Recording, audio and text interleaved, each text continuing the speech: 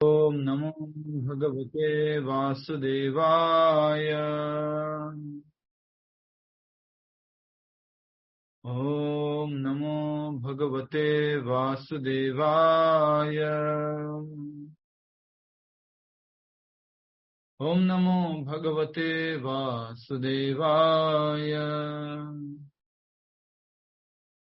मुखं करोति वाचालं पंगुं लंघयते गिरिं यत्कृपातमहं वन्दे श्रीगुरुदीनतारिणं परमानन्दमाधवं श्रीचैतन्यमीश्वरम्। एकं शास्त्रं देवकीपुत्रगीतम् एको देवदेवकी पुत्र एव एको मन्त्रस्य तस्य नामानि यानि कर्माप्येकं तस्य देवस्य सेवा। हरे कृष्ण कृष्ण कृष्ण हरे हरे, हरे राम राम राम हरे हरे। हरे कृष्ण। तो सबसे पहले तो बहुत सौभाग्य की बात है कि बिना कुछ फोर्स किए, बिना कुछ कॉल करके, बिना घर घर जाके आप सब लोग क्लास में आ जाते हैं और अपनी उपस्थिति देते हैं। तो ये बहुत अच्छी बात है कि बुलाने की जरूरत नहीं पड़ती, नहीं तो इतनी भीड़ करना मुश्किल होती है। आप सब लोग अधिक से अधिक मात्रा में आते हैं और इस कथा की शोभा बढ़ाते हैं। अंतिम अध्याय चल रहा है, अंतिम श्लोकों में है और इसी समय बीच में जन्माष्टमी का महान उत्सव आया। भगवान श्री कृष्ण का आविर्भाव, जिनके जन्म और कर्म दिव्य हैं, जिनको समझने से पुनर्जन्म नहीं होता है और हम भगवान के धाम जाते हैं, जैसा स्वयं भगवान बताए हैं चतुर्थ अध्याय के 90वें श्लोक में। जन्म कर्म च मे दिव्यम एवं यो वेति तत्वतः त्यक्त्वा देहं पुनर्जन्म न इति माम एति सो अर्जुन। भगवान कहते हैं कि जो मेरे जन्म और कर्म है वो दिव्य है और उनको अगर कोई तत्वतः रूप में समझने का प्रयास करता है तो उसका पुनर्जन्म न इति, पुनर्जन्म नहीं होता है, माम इति, और वो भगवान को प्राप्त होता है। तो भगवान श्री कृष्ण अभी जन्माष्टमी के उपलक्ष्य में प्रकट हुए और दिव्य लीला आप सभी के साथ में कर रहे हैं। तो इन लीलाओं को स्मरण करना, याद करना, इसी के बारे में आज का श्लोक है। किसी भक्त ने मधु पंडित प्रभु जी से पूछा था कि प्रभु जी, ये गोपियां थी, अर्जुन थे, बाकी सब लोग जो थे, जो भगवान श्री कृष्ण के साथ में थे उस समय, उनको कहा जाए कि कृष्ण का स्मरण करो तो आसानी से हो सकता है। क्यों? क्योंकि कृष्ण उनके साथ में ही रहते हैं, हमेशा रहते हैं, हर समय रहते हैं, तो आसानी से स्मरण कर सकते हैं। लेकिन हमारे साथ तो ऐसा कुछ है नहीं। हम तो साधारण व्यक्ति हैं, भगवान हमारे साथ में रहते नहीं है, तो हम कैसे भगवान के साथ जो लीलाएं हैं, भगवान की जो लीला है, उनको स्मरण कर सकते हैं? तो प्रभु जी ने उत्तर दिया, आप जिस दिन से कृष्ण भावनामृत में आए हैं, जिस प्रकार आए हैं, वो सब आप अगर स्मरण करेंगे और कैसे कैसे आगे भगवान ने आपको कृष्ण भावनामृत में आगे बढ़ाया है, ये सब अगर आप स्मरण करेंगे, ये भी कृष्ण लीला स्मरण है, जो भगवान श्री कृष्ण की लीला आपके साथ है। तो हमें ये भी स्मरण करना चाहिए और इसके लिए भगवान को धन्यवाद भी देना चाहिए। जब जब हमें ऐसा लगे कि थोड़ा सा कृष्ण भावनामृत से दूर जा रहे हैं, थोड़ा सा अभ्यास कम हो गया है, तो उन दिनों को, उन बातों को याद करना चाहिए, खास करके जब हम नए नए कृष्ण भावनामृत में आए थे। आज भगवत गीता का वो श्लोक है जो भगवान श्री कृष्ण अंतिम संदेश के रूप में अर्जुन के माध्यम से हम सब लोगों को देना चाहते हैं। सर्वप्रथम भगवान ने भगवान के ही ब्रह्म स्तर के बारे में बताया। ब्रह्म स्तर के बारे में भगवान ने बताया था, जो व्यक्ति ब्रह्म स्तर को प्राप्त है, न शोचती न कांक्षती, न तो वो किसी भी वस्तु के लिए शोक करता है, न ही किसी के लिए इच्छा करता है। ब्रह्मभूत प्रसन्नात्मा, और वो प्रसन्न रहता। और तीसरा लक्षण भी बताया था। क्या था तीसरा लक्षण? कोशिश कीजिए। ब्रह्मभूत प्रसन्नात्मा न शोचति न संभाव रहता है प्रभु जी, सब पे संभाव रखता है। समस्त सर्वेषु भूतेषु, सभी जीवों के प्रति संभाव रखता है। मद भक्तिम लभते पर। फिर भगवान ने अपने ब्रह्म रूप के बाद परमात्मा रूप के बारे में बताया, जो सबके हृदय में स्थित है। तो भगवान ने क्या बोला? ईश्वर सर्वभूतानां हृदय से अर्जुन तिष्ठति ब्राह्म्यम सर्वभूतानि यंत्र रूढ़ानि मायया। ये शरीर क्या है? यंत्र है, और इस यंत्र में सवार है। कौन सवार है? आत्मा भी सवार है और परमात्मा भी सवार है। इसके बारे में भगवान ने हमें बताया था।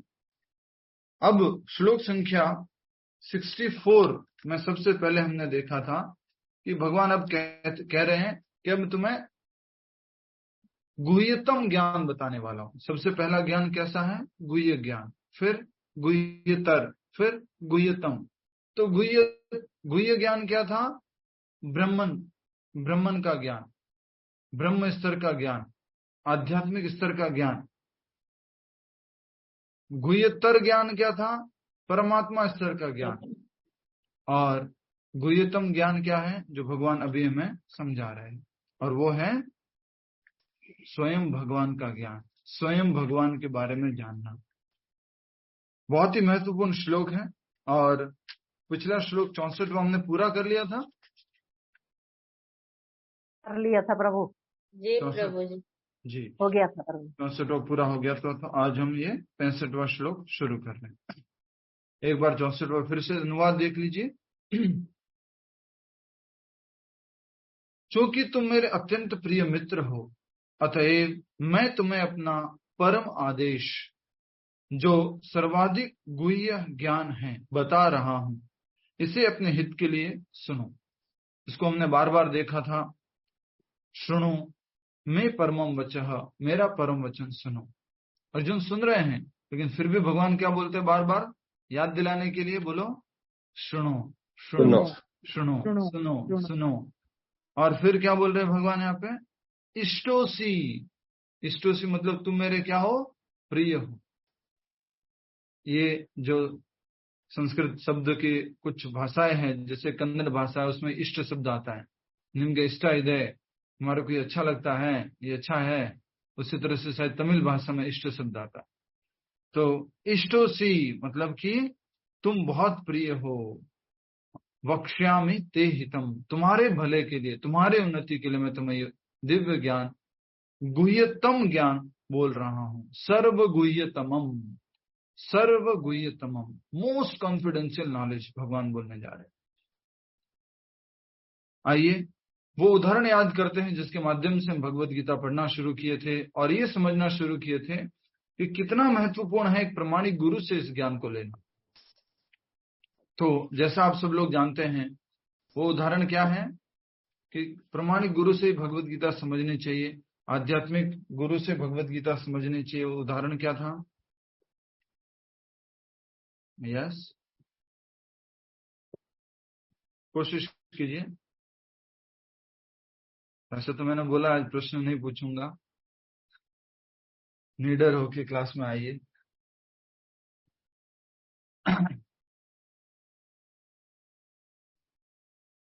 याद कीजिए। मैं बोलूं? बेटा माँ से पूछता है पिता के बारे में, वो बेटा माँ से पूछता है, ठीक है। और दूसरा उदाहरण? पूछना प्रभु जी, जो माँ सास बहू और बेटी वाला। सास बहू और बेटी वाला, बहुत अच्छा। और माँ को ही पता होता है कि पिता कौन है, उसके बेटे का ही। ठीक बात है, बहुत अच्छा। और पीएचडी शब्द यूज करके कुछ बोला था, पीएचडी, पोस्ट डॉग, कुछ याद आ रहा है? मुझे पति पत्नी का इशारा है। यस। तो एक पति और पत्नी जो हैं, वो लगभग 50-60 वर्षों से साथ में रहते हैं, एक दूसरे के इशारे समझते हैं, एक दूसरे के इशारों के पीछे भाव भी समझते हैं। अभी रिसेंटली कोई माता जी कह रहे थे कि उनके मन में कुछ चल रहा था, मन में ही कुछ गुनगुना रहे थे वो, उनके पति ने थोड़ा सा इशारा किया, यहाँ पर भी तो इशारा वो जो है आसानी से समझ सकते हैं, एक दूसरे के साथ में रहते हैं। लेकिन कोई व्यक्ति अगर इशारों की भाषा में पोस्ट ग्रेजुएशन या पीएचडी करके आ जाए, डॉक्टरेट लेकर के आ जाए और उन इशारों को समझने की कोशिश करें। अगर किसी के घर पे वो चला गया, पति और पत्नी जो लगभग 50-60 वर्षों से साथ में रह रहे थे, उनके घर पे चला गया, तो अगर पति अपनी पत्नी को कुछ इशारा कर रहे हैं तो किसको समझ में आएगा? सबसे पहले पत्नी को ही समझ में पत्नी को ही आएगा प्रभु जी।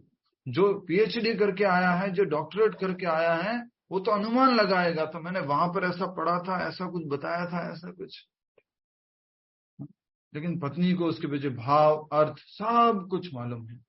उसी प्रकार से भगवान की शुद्ध भक्ति बता सकते हैं कि भगवान भगवद गीता में क्या कहना चाह रहे, क्या अर्थ है इसके पीछे। इसलिए हम सब लोगों का परम सौभाग्य है कि ऐसे भक्त जो नित्य शुद्ध हैं, जो भगवान के साथ हर समय 24 आवर्स रहते हैं, श्रील प्रभुपाद जी वो हमें ये शिक्षा दे रहे हैं। जैसे आपको मालूम होगा कि अभी प्रभुपाद जी के वो दिन चल रहे हैं जब प्रभुपाद जी कहाँ जाना शुरू किए थे? बोलो। अमेरिका जाना शुरू किए थे। कौन सी तारीख को लगभग शुरू किए थे?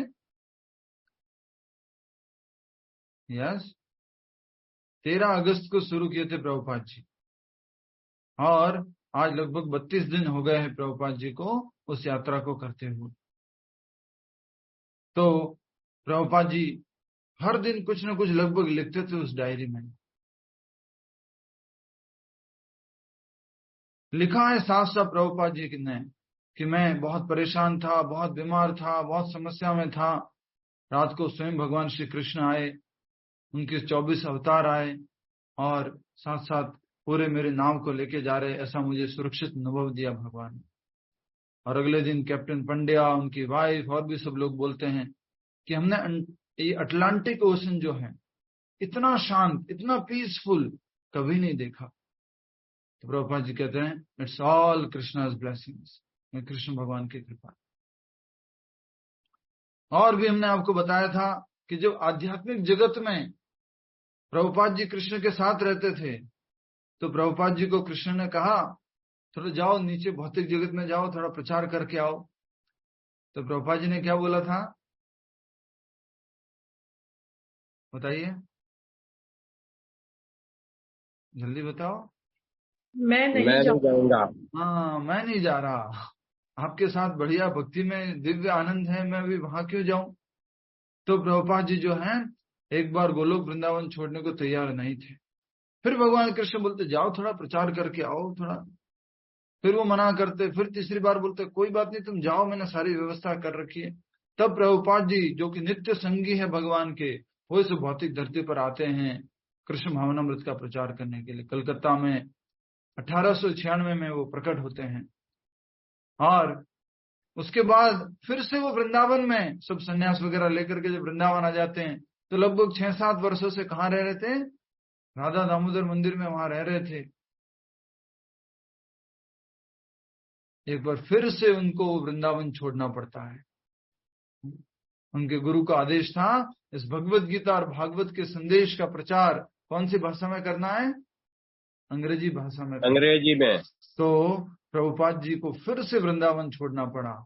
और वो जो है जब मालवाहक जहाज में थे तो उनको वृंदावन याद आता था बार बार। जब वो अमेरिका में थे तो उनको वृंदावन की बहुत याद आती थी। कहाँ मैं इन हिप्पीज के बीच में आ गया, कहाँ मैं इन लोगों के पास आ गया। तो प्रभुपाद जी कौन है? भगवान के नित्य शुद्ध भक्त हैं।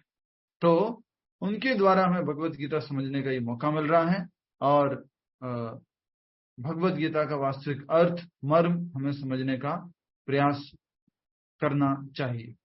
आइए आज का श्लोक शुरू करते हैं। श्लोक संख्या 65 आप में से दोहरान करेंगे। जय लक्ष्मी माता जी, दोहरान कीजिए। जय लक्ष्मी माता जी। मन मना भव मद्भक्तो, मध्याजी मां नमस्कुरु, मामेवेश्यसि सत्यं ते मामे वैश्यसि सत्यम ते प्रति जाने प्रियोसि मे प्रति जाने प्रियो असि मे मन्मना भव मद्भक्तो मन्मना भव मद्भक्तो मध्याजी मां नमस्कुरु मध्याजी मां नमस्कुरु मामेवेश्यसि सत्यं ते मामे वैश्यसि सत्यम ते प्रति जाने प्रियोसि मे। प्रति जाने प्रियो असि मे। सभी लोग बोलिए, साथ साथ बोलिए, सबको बोलना है। वीडियो ऑन करके बैठेंगे तो बहुत अच्छा है। अंतिम श्लोकों में चल रहे, साथ दीजिए। अंत तक पूरी भगवत गीता पूरी होने वाली है। मात्र 13 श्लोक बचे हुए हैं, साथ दे दीजिए, अच्छा रहेगा। और ये श्लोक याद कर लीजिए। मन्मना भव मद्भक्तो मन्मना भव मद्भक्तो मध्याजी मां नमस्कुरु मध्याजी मां नमस्कुरु मामेवेश्यसि सत्यं ते मामे वैश्यसि सत्यम ते प्रति जाने प्रियोसि मे प्रति जाने प्रियो असि मे। मन्मना भव मद्भक्तो मन्मना भव मद्भक्तो मध्याजी मां नमस्कुरु मध्याजी मां नमस्कुरु मामेवेश्यसि सत्यं ते मामे वैश्यसि सत्यम ते प्रति जाने प्रियोसि मे प्रति जाने प्रियो असि मे। मन्मना भव मद्भक्तो मन्मना भव मद्भक्तो मध्याजी मां नमस्कुरु मध्याजी मां नमस्कुरु मामेवेश्यसि सत्यं ते मामे वैश्यसि सत्यम ते प्रति जाने प्रियोसि मे। प्रति जाने प्रियोसि मे। शब्दार्थ दोहराएंगे। सबसे निवेदन है ये श्लोक याद कर लीजिएगा। भगवद गीता 18 अध्याय श्लोक संख्या 65। शब्दार्थ। मत मनाहा मेरे विषय में सोचते हुए, मत मनाहा मेरे विषय में सोचते हुए, भव हो भव हो मत भक्त मेरा भक्त, मत भक्त है मेरा भक्त, मत याजी मेरा पूजक, मत याजी मेरा पूजक, माम मुझको, माम मुझको, नमस्कुरु नमस्कार करो, नमस्कुरु नमस्कार करो, माम मेरे पास, माम मेरे पास, एव निश्चय ही, एव ही, एष्यसि आओगे, एष्यसि आओगे, सत्यम सच सच, सत्यम सच सच, ते तुमसे प्रति जाने वायदा या प्रतिज्ञा करता हूँ, प्रति जाने वायदा या प्रतिज्ञा करता हूँ, प्रिय प्रिय, प्रिय प्रिय, असी हो, असी हो, मैं मुझको, मैं मुझको। अनुवाद तथा तात्पर्य श्रील प्रभुपाद जी द्वारा। श्रील प्रभुपाद की जय। अनुवाद दोहराएंगे। सदैव मेरा चिंतन करो, सदैव मेरा चिंतन करो, मेरे भक्त बनो, मेरे भक्त बनो, मेरी पूजा करो, मेरी पूजा करो, और मुझे नमस्कार करो, और मुझे नमस्कार करो। इस प्रकार तुम निश्चित रूप से मेरे पास आओगे, तुम निश्चित रूप से मेरे पास आओगे। मैं तुम्हें वचन देता हूँ, मैं तुम्हें वचन देता हूँ, क्योंकि तुम मेरे परम प्रिय मित्र हो, क्योंकि तुम मेरे परम प्रिय मित्र हो। हरे धन्यवाद। हरे कृष्ण। तो बहुत ही महत्वपूर्ण श्लोक। और जब इस्कॉन में पहली बार कभी कभी क्लास देनी होती थी, कहीं पे हाउस प्रोग्राम करना होता था, तो बहुत सारे भक्त लोग इसी श्लोक से शुरू करते थे। कुछ नहीं आता तो कहाँ से शुरू करें, ये श्लोक जो है इसको समझा दो। तो भक्तों को प्रभुपाद जी की कृपा से बहुत क्लियर है। बहुत महत्वपूर्ण शब्द भी कहने जा रहे हैं हम। किसका चिंतन करना है ये भक्तों को क्लियर है। क्या क्लियर है? किसका चिंतन करना, कैसे करना है, इसका अभ्यास करना है, इसको गुरु के माध्यम से समझना है। हमारे अंदर भक्तों में ये कठिनाई नहीं है कि किसका चिंतन करना है। भक्तों के साथ क्या कठिनाई है कैसे चिंतन करना है। क्लियर है? भक्तों को बहुत क्लियर है, लेकिन जो अभक्त हैं, जो ज्ञानी हैं, जो अष्टांग योगी हैं, जो और भी अलग अलग प्रकार के अध्यात्मवादी हैं, उनको ये क्लैरिटी नहीं है कि उनको किनका चिंतन करना। यहाँ पर हम सब लोग आसानी से प्रभुपाद जी की कृपा से समझ पा रहे हैं। सबसे पहले क्या बोला भगवान ने? मन मना, हमेशा मेरा चिंतन करो, मेरे विषय में सोचो, मेरे विषय में सोचते हुए। मन मना, भव हो, क्या हो? मद भक्त, मेरे भक्त हो। इससे संबंधित हमने एक वीडियो भी बनाया था, अगर आपने देखा होगा। कई बार लोग कहते हैं कि किसी भी शास्त्र में ये नहीं कहा है भगवान ने कि मेरी पूजा करो, मेरे भक्त बनो, मेरी आरती उतारो, मुझे प्रणाम करो। कहीं पर भगवान ने नहीं कहा, ये तो लोगों ने बना दिया है। बस अच्छे व्यक्ति बने रहो, कुछ बुरा कार्य मत करो, कुछ अपराध मत करो, बस आप सीधे साधे अच्छे व्यक्ति बने रहो, ये महत्वपूर्ण है।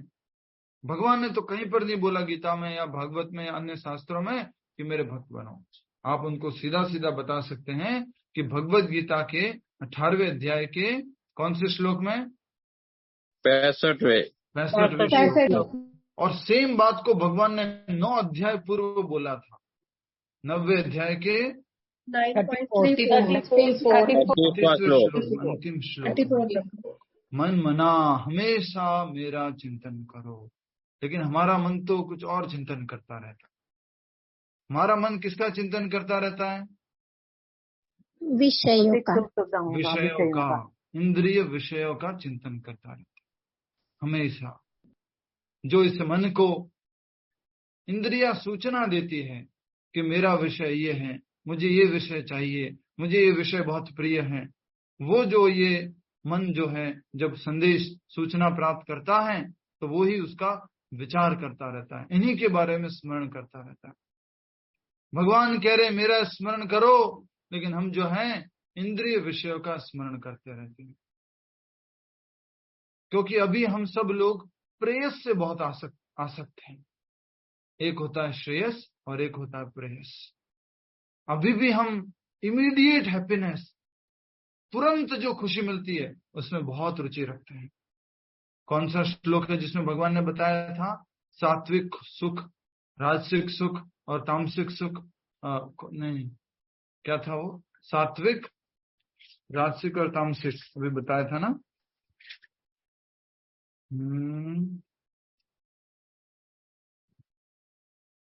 यस,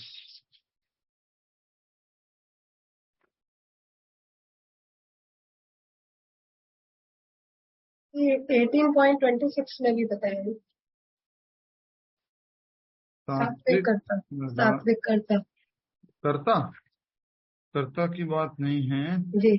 26 कर्ता वाला नहीं, जिसमें ये बताया है 18.36, 37 and 38। हाँ, जो प्रारंभ में जो है, देखिए अभी भी हमने समझा था।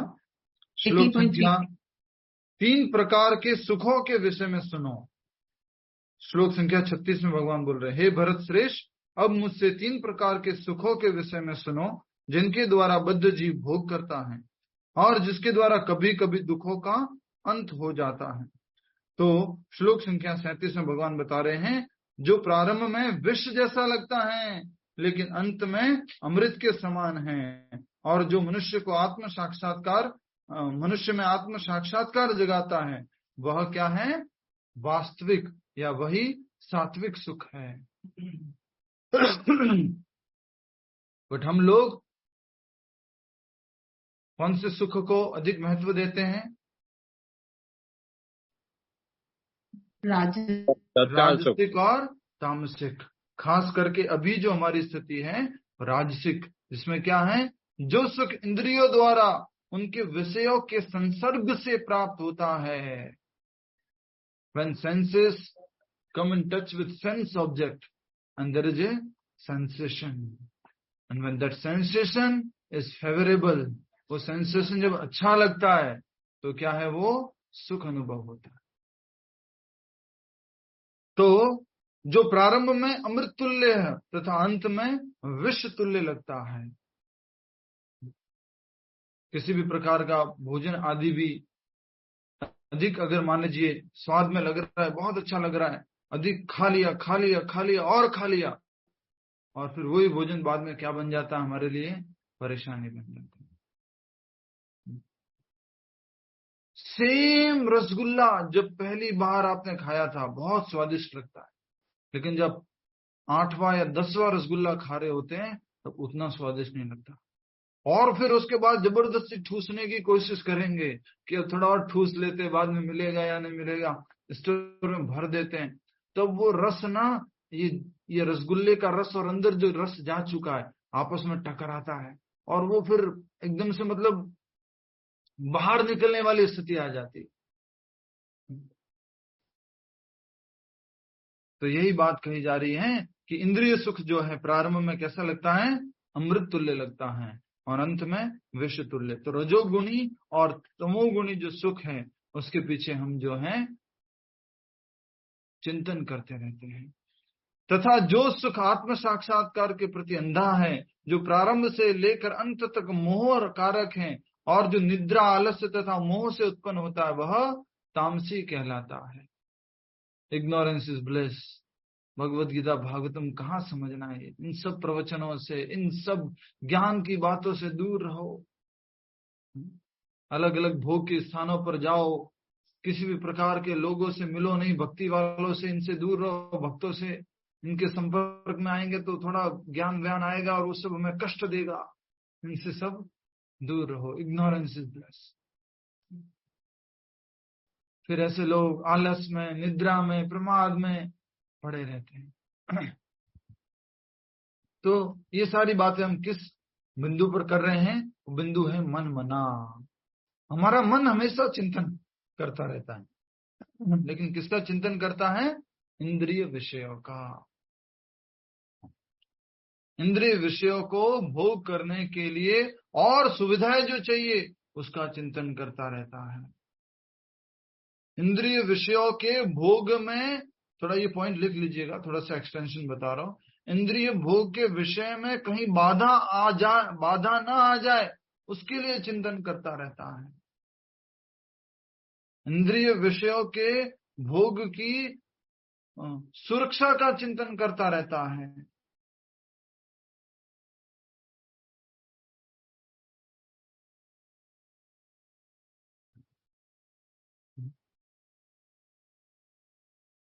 परिवार के, बच्चों के इंद्रिय विषय के भोग के बाधा ना आ जाए उसका चिंतन करता रहता है।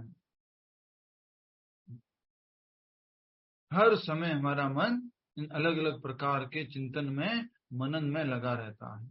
पहला शब्द क्या है? बोलो जोर से, अपने अपने स्थान पर जोर से बोल देना, अपने अपने स्थान पर। मन मना। मन मना। भगवान कह रहे मेरा चिंतन करो, और हम चिंतन करते रहते हैं अपने बालों का। 2 तो सफेद आ गए हैं, थोड़ा और।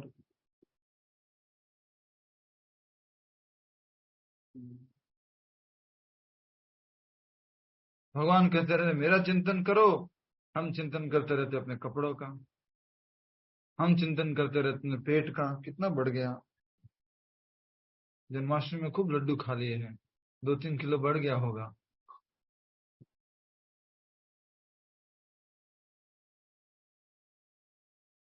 एटलीस्ट लड्डू के माध्यम से जन्माष्टमी तो याद आ रही है।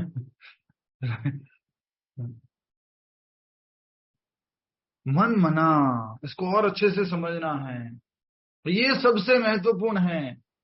प्रभुपाद जी आगे तात्पर्य में पहली लाइन में ही कह रहे हैं कि ज्ञान का गुह्यतम अंश है कि मनुष्य कृष्ण का शुद्ध भक्त बने, सदैव उन्हीं का चिंतन करे और उन्हीं के लिए कर्म करे। और आगे कह रहे व्यवसायिक ध्यानी बनना ठीक नहीं, जीवन को इस प्रकार ढालना चाहिए कि कृष्ण का चिंतन करने का सदा अवसर प्राप्त हो। जीवन को ऐसे ढालना चाहिए। समझ में आ रहा है ढालने का अर्थ? मैं किसी की बुराई नहीं कर रहा हूं, कृपया करके कोई अपने ऊपर मत लेना, बट एग्जाम्पल के तौर पे मैं किसी का उदाहरण अगर देता हूं, कुछ बोलता हूं, तो अदरवाइज नहीं लेना। किसी के घर में जाऊं, किसी के ऑफिस में जाऊं, आया आप लोग हैं, चारों तरफ ऐसे 360 डिग्री नजर घुमाएं आप, और कहीं पर अगर उन भगवान का कोई फोटो ना मिले तो मुश्किल है। कैसे न कैसे करके हमें अपने अंदर, घर के अंदर ऐसी व्यवस्था करनी है कि हर समय हम किसका चिंतन कर पाए? कृष्ण का चिंतन कर पाए। सुबह जब उठते हैं तब से हमारा जो मोबाइल का रिंग टोन है, जो अलार्म टोन है, वो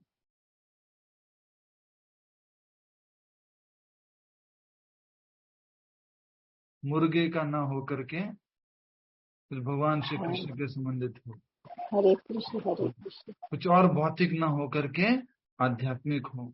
खाली टिणिंग टिणिंग टिणिंग टिणिंग टिणिंग टिणिंग टिणिंग टिणिंग टिणिंग, ये ना हो करके कुछ कीर्तन हो। सुबह उठते ही शुरुआत इसी तरह से, अपने जीवन को इस तरह से ढाल देना है, हर समय को इस तरह से ढाल देना है। उठते ही कुछ ऐसा चित्र लगा हुआ हो घर के अंदर, जिससे कि आप तुरंत उठते ही उनका दर्शन कर पाए। श्री राधा गोविंद की जय, श्री राधा वृंदावन चंद्र की जय, उनको प्रणाम कर सके। जीवन की आदतों को इस तरह से ढाल देना चाहिए कि हम भगवान के शुद्ध भक्तों का चिंतन कर सके। धरती पर पैर रखते ही या धरती पर बैठ करके तुरंत पंचांग प्रणाम करना चाहिए। मंदिर में भक्तों की आदतें होती है, उठते ही सर्वप्रथम, शायद थोड़ा सा नल चालू रह गया है प्रभु जी के द्वारा, मैं बंद करके आता हूँ। हरे कृष्णा। आप लोग सब लोग चिंतन कीजिए कि कैसे कैसे हम पूरे घर को, अपनी दिनचर्या को ढालें कि हम भगवान का चिंतन कर पाए। आधी सेकंड में आ रहा हूँ, सॉरी 30 सेकंड में आ रहा हूँ।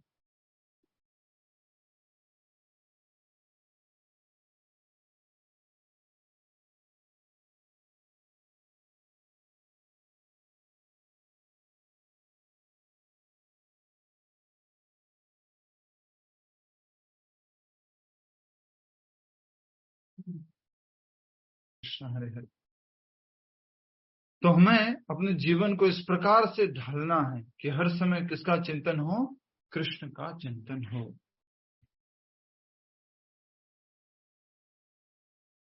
तो मैंने 2 उदाहरण देके बताया आपको, मोबाइल का अलार्म और चित्र घर के अंदर, अपने रूम के अंदर। और कोई उदाहरण आप में से कोई दे सकते हैं? एक एक करके शुरुआत करते हैं। रीमा माता जी, क्या उदाहरण है आपका?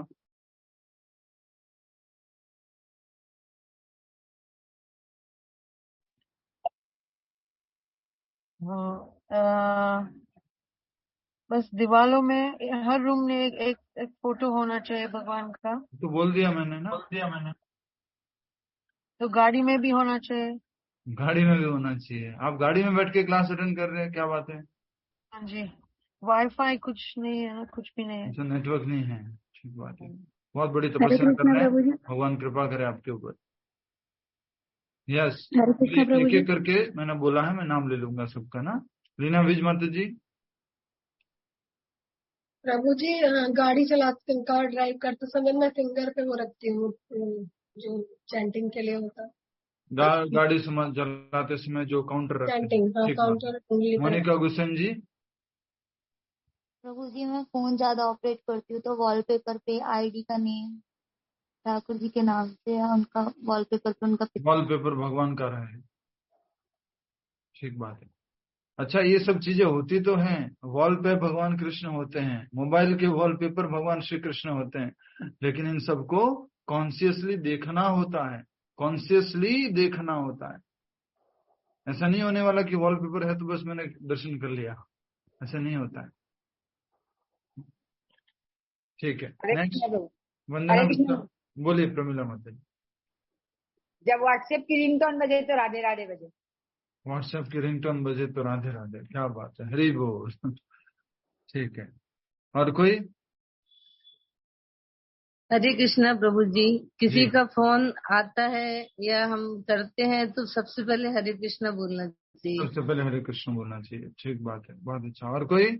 बोलते जाइए अब। नहीं बोलती। मेरे डोर होटल में दिन का सुबह मेरे फोन के मैसेज में आता है जय श्री कृष्णा। जय श्री कृष्ण, बहुत बढ़िया तारा माता जी। और सुबह उठ के कीर्तन लगा लेती। सुबह उठते ही कीर्तन लगा देना चाहिए, सुबह उठते ही होटल में डोर बेल में, ठीक है। हरे कृष्णा। नेक्स्ट, किसी को नमस्ते करने से पहले हरे कृष्णा घर में एंटर होते हुए हरे कृष्णा कहना चाहिए।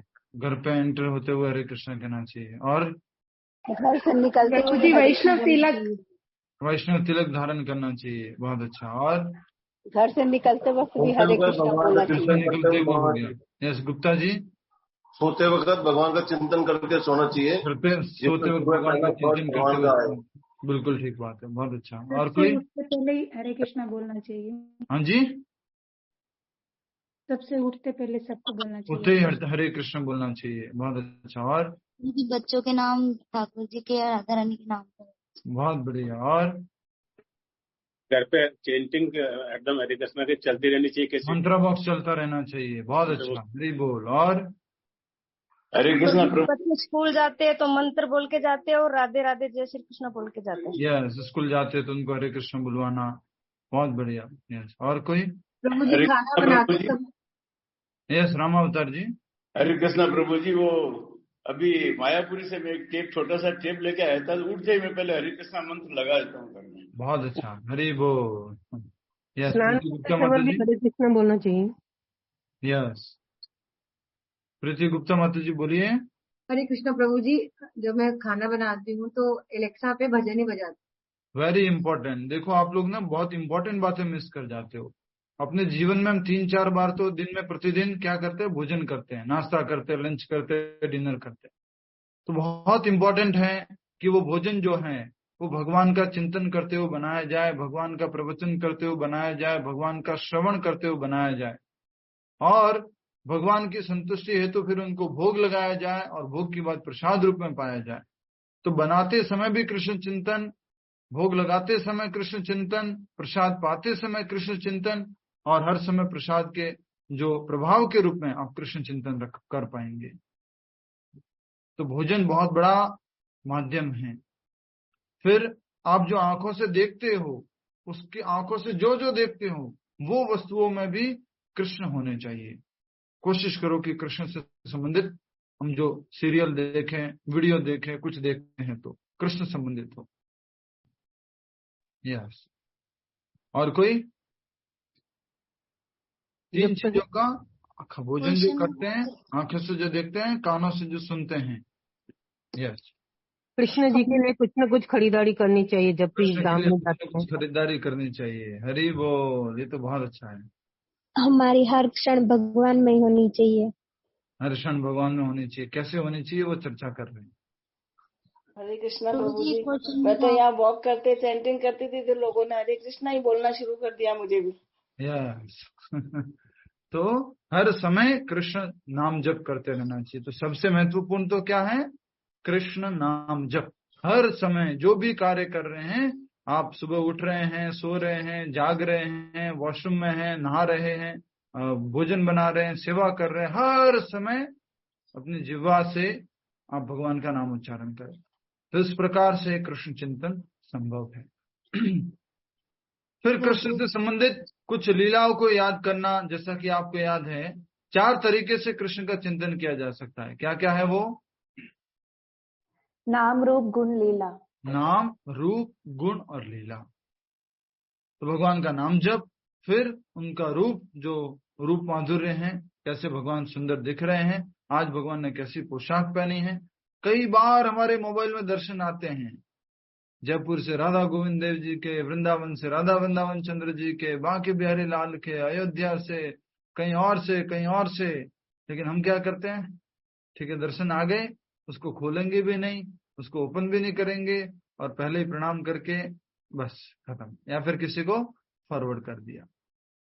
कृपया करके एक आदत डाल दीजिए, आज से आप कोई भी 1 या 2 दर्शन आप प्रतिदिन अच्छे से करेंगे, जानबूझ के करेंगे कि हाँ, आज भगवान ने ऐसी पोशाक पहनी है, आज भगवान इतने सुंदर लग रहे हैं, आज भगवान की ऐसी माला है। जानबूझ के अच्छे से दर्शन करेंगे, फिर फॉरवर्ड करने का काम। पहले आप क्या करेंगे? अच्छे से दर्शन करेंगे।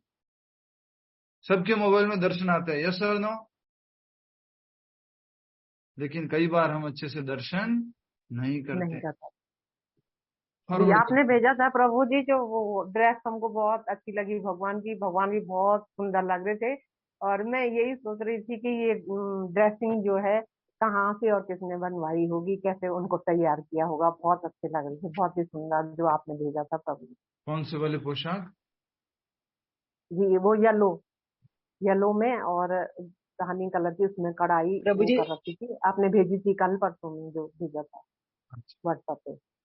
जी बहुत सुंदर प्रभु जी लग रहे ड्राई थे। फ्रूट वाली पोशाक भी बहुत बढ़िया थी कि बहुत अच्छे से ड्राई फ्रूट मतलब जो ड्राई स्टिच फ्रूट किए थे वाली बहुत पोशाक बढ़िया तो थी। बहुत अच्छी थी, और याद भी आ रही होगी कि वो ड्राई फ्रूट्स कहाँ होंगे, मुझे थोड़े मिल जाते प्रसाद रूप में। ऐसी पोशाक तो प्रभु जी आसानी से हमने मिला। जन्माष्टमी के दिन लाइव देखा था। यस, बहुत बढ़िया, बहुत बढ़िया। तो हम यही बात कर रहे हैं, ये महत्वपूर्ण श्लोक है, इसलिए इन 2 श्लोकों के ऊपर हम ज्यादा समय देने वाले हैं। मन मना हमेशा भगवान का चिंतन कर, नाम रूप, उसके बाद गुण। तो गुण हम पढ़ रहे हैं भगवत गीता में, या आप जो कृष्ण बुक पढ़ रहे हैं शाम को, तो उसमें आप देख ही रहे हैं भगवान श्री कृष्ण के गुणों के बारे में। सोचिए, भगवान श्री कृष्ण जब देवकी और वसुदेव ने 3 जन्मों से प्रार्थना की भगवान से, पिछले जन्म में थे वो कौन थे? पिछले जन्म में बोलो, बोलिए। कौशल्या माता, सतरूपा और कृष्णी और सुतपा। उससे पूर्व, उसके पहले कश्यप मुनि, अदिति और कश्यप मुनि। उन्होंने प्रार्थना की थी कि भगवान आप ही हमारे यहाँ पर प्रकट होइए, आप स्वयं प्रकट होइए। भगवान अपनी इच्छा से चॉइस करते हुए भगवान ने बोल दिया, जब धरती माता, देवतागण, ब्रह्मा जी सब लोग क्षीर सागर को पहुंचे और क्षीर सागर में जाकर के बोला कि धरती के ऊपर बहुत भार बढ़ रहा है। प्रभुपाद जी बहुत ही सुंदर एक उदाहरण देते हैं, थोड़ा सा मैं उसको मॉडिफाई करके देना चाहूंगा, एज इट इज प्रस्तुत करना मेरे लिए मुश्किल होगा। प्रभुपाद जी कहते हैं 2 तरह का भार होता है, एक प्रेम वाला भार और एक कैसा होता है? कष्ट वाला भार। एक प्रेम वाला भार और एक कष्ट वाला भार। तो मैं थोड़ा सा मॉडिफाई करके दे रहा हूं ये उदाहरण। अगर माँ जो है अपने बच्चे को उठा रही है, ये कैसा भार है? प्रेम का भार। प्रेम का।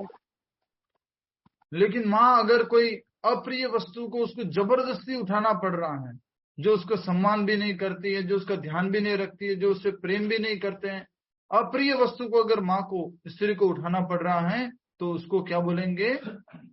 अप्रिय भार। अप्रिय भार। ये थोड़ा सा मैंने मॉडिफाई करके एग्जांपल दिए हैं, जो लोग समझ सकते हो समझ लीजिएगा कि एक भार अच्छा लगता है और एक भार कैसा? सेम भार है भारी, लेकिन एक भार अच्छा लगता है, एक भार अच्छा नहीं लगता है। तो पृथ्वी माता के ऊपर भार बढ़ता गया, बोझ बढ़ता गया। तो पृथ्वी माता अपने देवताओं के साथ में, ब्रह्मा जी के साथ में क्षीर सागर पहुंचे, भगवान से प्रार्थना की। वहां पर भगवान ने प्रकट नहीं हुए, पुरुष सूक्त वगैरह गाया लेकिन प्रकट नहीं हुए। तो ब्रह्मा जी के हृदय में आकर के कहा कि मैं प्रकट होने वाला हूं। और भगवान चाहते तो भगवान रूप में प्रकट होकर के सब राक्षसों का वध कर सकते थे। भगवान ने ये बोला कि मैं प्रकट होने वाला हूं। फिर थोड़े समय बाद कंस के कानों में खबर पड़ी, जब कंस रथ लेके जा रहा है देवकी और वसुदेव का, हे कंस, तेरी बहन देवकी का 8वां पुत्र तेरा काल बनेगा। अब वो काल कौन है मालूम नहीं, वो भगवान है कि कौन है ये मालूम नहीं। और फिर भगवान जो है देवकी और वसुदेव के यहाँ पर उस जेल के अंदर अपने दिव्य रूप में, चतुर्भुज रूप में, पूरा किरीट कुंडल सब कुछ धारण करके प्रकट होते हैं। पीत वस्त्रम किरीट कुंडलम, ये सब धारण करके भगवान प्रकट होते हैं। सोचिए, तो भगवान के दिव्य गुण है, दिव्य लीला है, नाम रूप गुण और लीला है। छोटी सी उम्र में पूतना का वध कर दिया, बकासुर का वध कर दिया।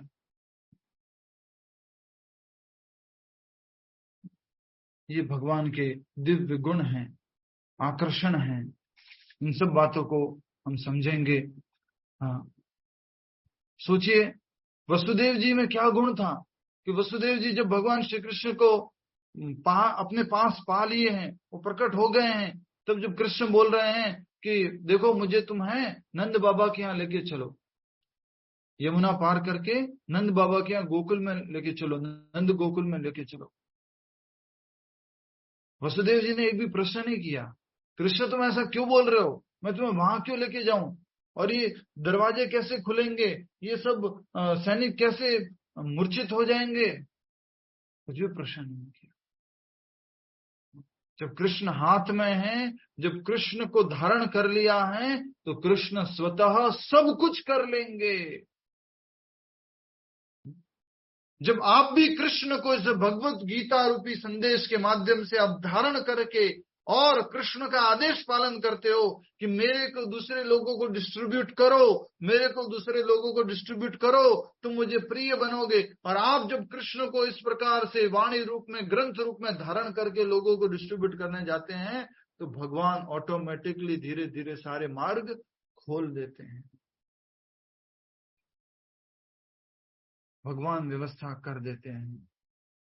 आपको बस एक ओबीडियंट सर्वेंट बनना है, एक ओबीडियंट शिष्य बनना है।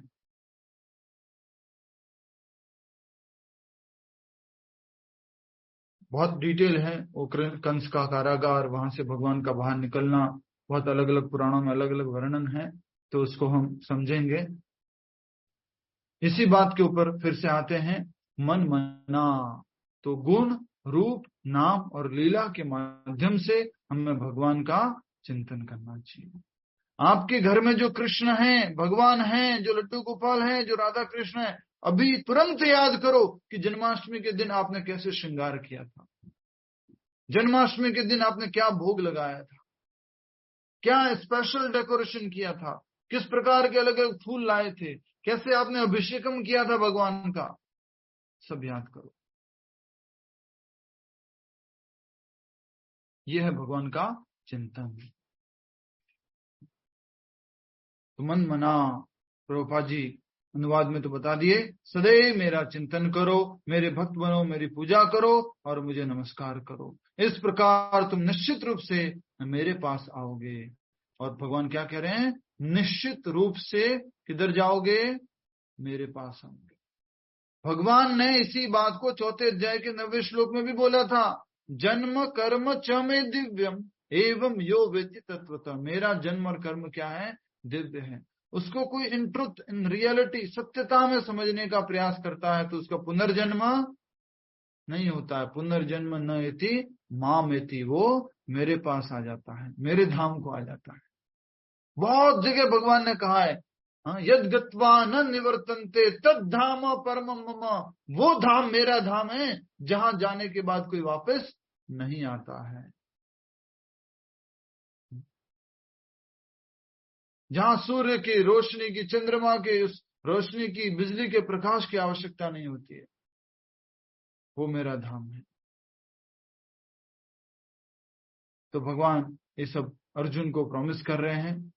और खास करके भगवान ने क्या बोला है कि मैं तुम्हें वचन देता हूं, प्रति जाने वायदा करता हूं। और क्या बोल रहे हैं, सत्यम ते, सत्य कह रहा हूं। कभी कभी दोस्तों में ऐसा बोलना पड़ता है। भगवान क्या बोल रहे, तुम मेरे क्या हो, प्रियम परम प्रिय मित्र हो। तो कभी कभी दोस्तों में बोलना पड़ता है, क्योंकि दोस्त कई बार क्या बोल देते हैं, बोलो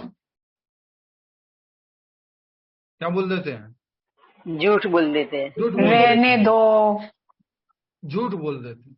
तो भगवान क्या कह रहे हैं, सत्यम ते, सच बोल रहा हूं अर्जुन, झूठ नहीं बोल रहा, सच बोल रहा हूं। झूठ बोल देते हैं दोस्ती में कई। तो भगवान अनुकरण कर रहे हैं ऐसे दोस्तों का कि देख मैं झूठ नहीं बोल रहा, सच बोल रहा हूं। सत्यम ते, प्रति जाने, वायदा करता हूं, वचन देता हूं, प्रियोसी में। मुझको प्राप्त करोगे, मेरे पास आओगे। क्यों? क्योंकि तुम प्रियोसी में, तुम मेरे बहुत प्रिय हो, बहुत प्रिय हो, मुझको बहुत प्रिय हो। तो प्रभुपाद जी इस श्लोक को याद कीजिएगा। ये श्लोक 2-3 दिन तक चलेगा, लगभग कोशिश करेंगे कि अच्छे से समझ लें। ज्ञान का गुह्यतम अंश है। ज्ञान का गुह्य अंश क्या था? बोलो जोर से, ज्ञान का गुह्य अंश क्या था? ब्रह्म ज्ञान। ब्रह्म ज्ञान, ब्रह्म ज्ञान प्रभु जी। ज्ञान का गुह्यतर अंश क्या था? परमात्मा का ज्ञान। और ज्ञान का गुह्यतम अंश क्या है? भगवान का ज्ञान, भगवान के शरण। नमो कृष्णा। आप सब लोग, हम सब लोग परम सौभाग्यशाली हैं। हमें बहुत ज्यादा अधिक मात्रा में 100% क्लियर है कि मुझे किसका चिंतन करना है, किसकी पूजा करनी है, किसका भक्त बनना है, किसको प्रणाम करना है। यस और नो? ये यस है और ये नो है? जल्दी बताओ। बहुत क्लियर है, सीधा बोल रहे हैं भगवान। मन मना मेरा चिंतन करो, मत भक्तो मेरे भक्त बनो, मध्या जी मेरी पूजा करो। पूजा करने का और अर्थ क्या बताया था? बताओ जल्दी से। पूजा करने का एक और अर्थ बताया था, आरती करना, अगरबत्ती करना, पूजा करना। इसके अलावा जल्दी बताइए। मन से भगवान को पूजना। कोई बात नहीं, गुणगान करना। क्या करना? गुणगान करना, ग्लोरीफाई करना। जिसके विषय में अधिक से अधिक श्रवण करोगे उसी का अधिक से अधिक चिंतन करोगे। जिसको अधिक से अधिक देखोगे उसी का अधिक से अधिक चिंतन करोगे। बहुत आवश्यक है कि हम भगवान श्री कृष्ण के बारे में श्रवण करें, उनका गुणगान करें।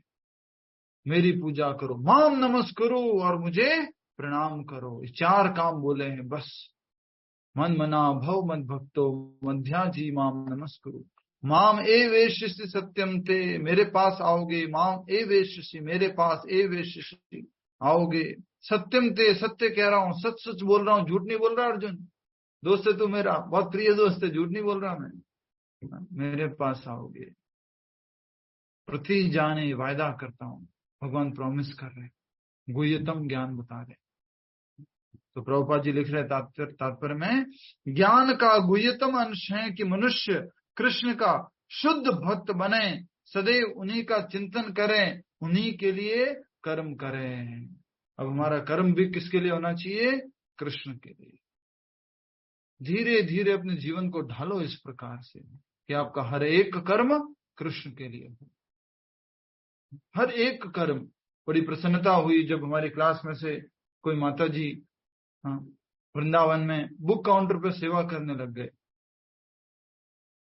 अच्छा लगा हमें कि बुक काउंटर पर सेवा कर रहे, भगवान का बुक डिस्ट्रीब्यूशन कर रहे हैं। किसके लिए कर्म करना है? कृष्ण के लिए कर्म करना है। जन्माष्टमी में बहुत सारे लोग आए और लोगों ने आकर के वहां पर अलग अलग प्रकार की सेवाओं में भाग लिया। आप में से एक माता जी मैसेज कर रहे हैं, कॉलिंग सेवा में बहुत अच्छा लगा प्रभु जी। घर बैठे कॉलिंग सेवा की थी कि आपको वृंदावन आना है या जन्माष्टमी के उपलक्ष्य में आना है। कृष्णा के क्लोज लग रहा था। बहुत thank you Prabhu ji a lot, ऐसा करके वो बोल रहे हैं कि मैं बहुत महत्वपूर्ण। सोचिए, कृष्ण के मंदिर के बिहाफ में कॉलिंग कर रहे हैं आप। कृष्णा के और क्लोज हो गए। कृष्ण के फेस्टिवल के लिए बुला रहे हैं आप, मेरे भगवान का फेस्टिवल है, और क्लोज हो गए।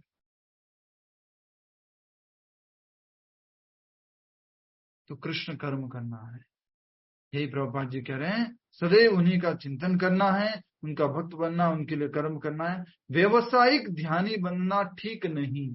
व्यवसायिक ध्यानी मतलब कौन बताएगा? व्यवसायिक ध्यानी इंग्लिश में क्या लिखा है?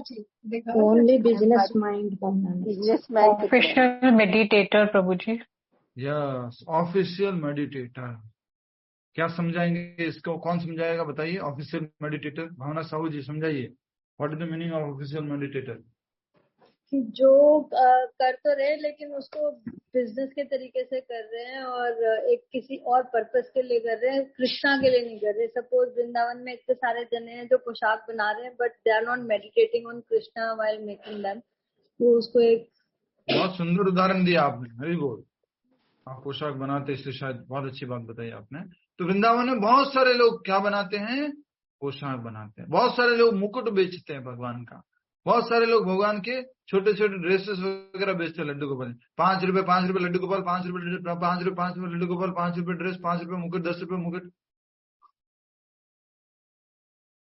व्यवसाय करते हैं, कृष्ण से संबंधित जो ज्ञान है उसको डिस्ट्रीब्यूट करते हैं, लेकिन वो क्या है, उनका बिजनेस बन चुका है।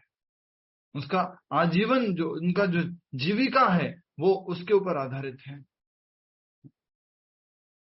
हमें भगवान का दिल से, प्रेम से, मन से भक्त बनना है। कलयुग में खास करके नाम प्रेमी बनना है, नाम भक्त बनना है, नाम निष्ठ बनना है, नाम उपासक बनना है, नाम ज्ञानी बनना है, नाम सेवक बनना है, नाम प्रचारक बनना है, नाम आसक्त बनना है।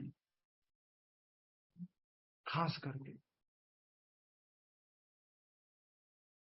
आप में से सबको ये बोला जाए, कल आप सभी लोगों को अपने अपने घर में या अपने अपने स्थान में भगवत गीता के 10वें अध्याय के 8वें श्लोक पर क्लास लेनी है। हाँ, 8वां श्लोक कौन सा है, कौन सा है? अच्छा, अहम सर्वस्व कॉल बजना शुरू हो गया। प्रभु जी 8वें श्लोक पर क्लास है, क्या बोलना है, क्या बोलना है। अब आपका ध्यान जा रहा है। क्यों जा रहा है ध्यान आपका? क्योंकि अब आपको किसी और को प्रचार करना है। तो ये बहुत बड़ा माध्यम है अपने आप को कृष्ण का अधिक स्मरण कराने का। जब हम किसी और को प्रचार करते हैं, किसी और व्यक्ति को बताते हैं, कोई क्लास लेते हैं, तो अपने आप को रिमाइंड करने का। अपनी प्रभुपाद जी बोलते थे, preaching is not for others, first preaching is for our own self, अपने लिए। तो ये जो है वो आप अभ्यास कर सकते हैं। अधिक से अधिक कृष्ण स्मरण, जो सुनते हो, जो यहाँ 4 बातें आज सीखी हैं, जाकर के लोगों को बोलना। मैंने आज से 2-3 साल पहले क्लास ली थी किसी के घर पे, इसका टॉपिक दिया था 4 प्रिंसिपल्स ऑफ लिबरेशन, 4 मुक्ति के सिद्धांत। हमेशा भगवान का चिंतन करो, भगवान के भक्त बनो, भगवान की पूजा करो और भगवान को प्रणाम करो। सिंपल 4 काम कर। अभी हम कुछ दिनों से सोच रहे थे कि अगर कोई आपको भौतिक एंजॉयमेंट इतना लेना है, इतना, कितना लेना है बोलो, इशारा करो, इतना, उसके लिए हार्डवर्क कितना होता मालूम है? इतना मेहनत करोगे तो इतना मिलेगा। लेकिन आध्यात्मिकता में हर समय, हर क्षण जितना एंडेवर कर रहे हो उतना आप आनंद ले सकते हो। ये भगवान की विशेष कृपा है। तो व्यवसायिक ध्यानी नहीं बनना है, ऑफिशियल मेडिटेटर नहीं बनना है। जीवन को इस प्रकार ढलना चाहिए कि कृष्ण का चिंतन करने का सदा अवसर प्राप्त हो। हमारा जीवन इस प्रकार से ढल जाए कि हमेशा किसका स्मरण आए? कृष्ण का। माथे पे तिलक लगाकर जाया करो। गलती से अगर मन इधर उधर भटक जाए, सामने वाला अगर आपको बोल देगा, हरे कृष्णा, आप इस्कॉन से है क्या? हाँ, अच्छा, मुझे बोल रहे हैं। अच्छा, आपका दिमाग ठिकाने आ जाए। ये तिलक आपकी चेतना की रक्षा करता है। तिलक किसकी रक्षा करता है? आपकी चेतना की। कुछ देख रहे आप, देख रहे जो देखना नहीं चाहिए। एक भक्त को सामने से कोई व्यक्ति आपको ऐसा देखते हुए देख ले तो बोले, हाँ तुम भक्त लोग ये देखते हो।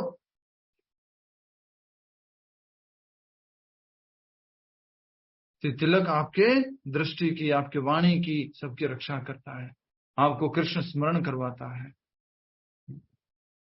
इसलिए आज हम इस बात को अच्छे से समझ रहे हैं। कृष्ण चिंतन, कृष्ण चिंतन, कृष्ण चिंतन।